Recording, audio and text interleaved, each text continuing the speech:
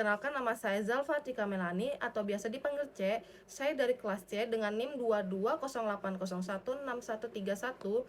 Jadi di sini saya akan membicarakan perspektif saya tentang pembentukan hukum, penegakan hukum, dan budaya hukum dalam Pancasila di kehidupan sehari-hari. Pancasila sebagai dasar pembangunan hukum, menurut saya sistem hukum di Indonesia tidak boleh adanya pertentangan nilai antara hukum tertulis maupun tidak tertulis. Apa perbedaannya dari hukum tertulis dan tidak tertulis? Di sini saya akan menjelaskannya. Baik, di sini ada hukum tertulis. Hukum tertulis yaitu hukum yang telah dicantumkan di berbagai perundang-undangan atau hukum yang telah tertulis ataupun sudah tercantum di dalam sebuah kitab. For example, ada KUHP untuk di Indonesia.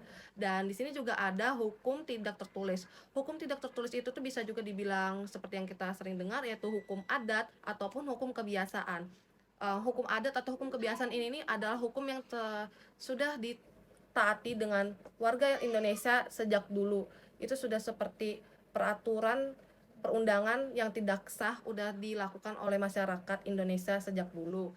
For example, ada seperti berpamitan sama orang tua atau menghormatin orang yang lebih tua, mengucapkan terima kasih sama orang yang sudah membantu kita ataupun menolong orang dan yang lain-lainnya.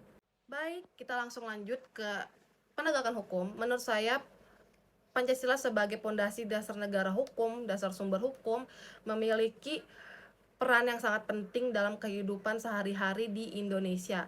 Dari kita sendiri sebagai anak hukum, maupun orang yang mengerti hukum, maupun masyarakat sendiri, masyarakat Indonesia sendiri, seharusnya kita sudah tahu adanya 5 sila ini yang ada di dalam Pancasila.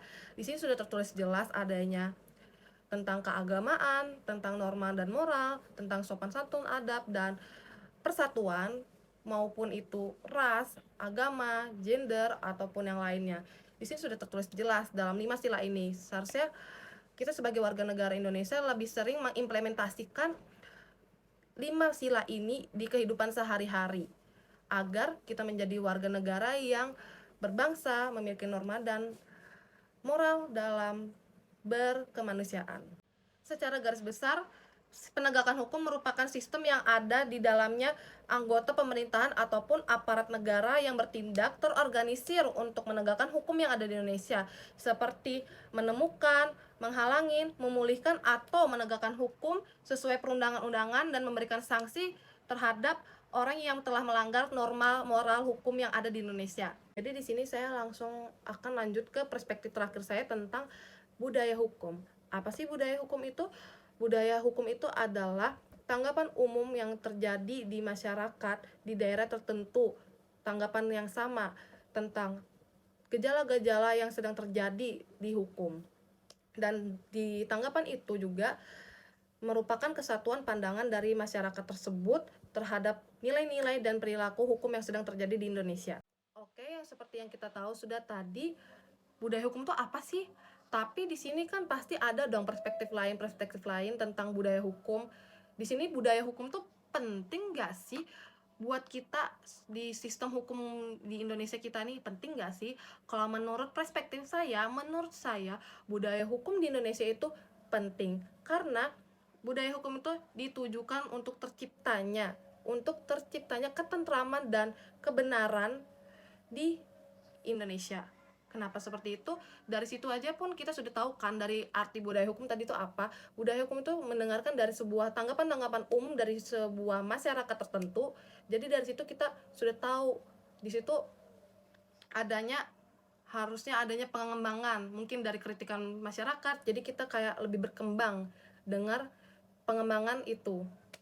Oke, dari situ juga budaya hukum itu tuh budaya hukum tuh juga bisa untuk menegakkan hukum di Indonesia yang berkeadilan, yang berkejujuran, yang berkebenaran untuk mewujudkan dan mengembangkan disiplin nasional kita sebagai warga negara Indonesia. Tapi di sini saya punya perspektif lain lagi tentang budaya hukum.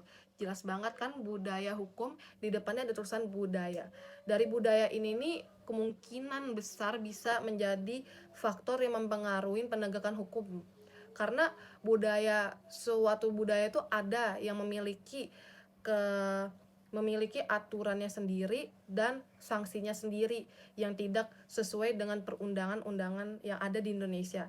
Jadi itu sangat mempengaruhi penegakan hukum yang ada di Indonesia. Mungkin for example, penegakannya itu seperti buat budayanya, seperti siapa tahu nih, misal ada orang yang dituduh pencuri, tapi kita belum tahu jelas pencuri ini nih beneran mencuri sesuatu atau tidak. Tapi seperti biasa, masih ada beberapa masyarakat langsung main hakim sendiri. Jadi mereka mempermalukan pencuri itu. Sedangkan kita belum tahu pencuri ini beneran mencuri atau tidak. Pas kita sudah tahu, ya seperti itu, tidak sesuai dengan peraturan yang ada di Indonesia. Sedangkan kalau peraturan di Indonesia seperti penegakan hukum di Indonesia, kita kan harus tahu dulu ini benar bersalah bukan. Sedangkan ada beberapa budaya seperti itu yang saya jelaskan.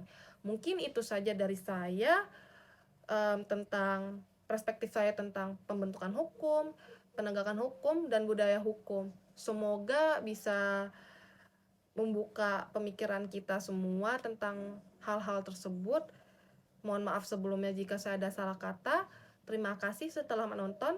Wassalamualaikum warahmatullahi wabarakatuh.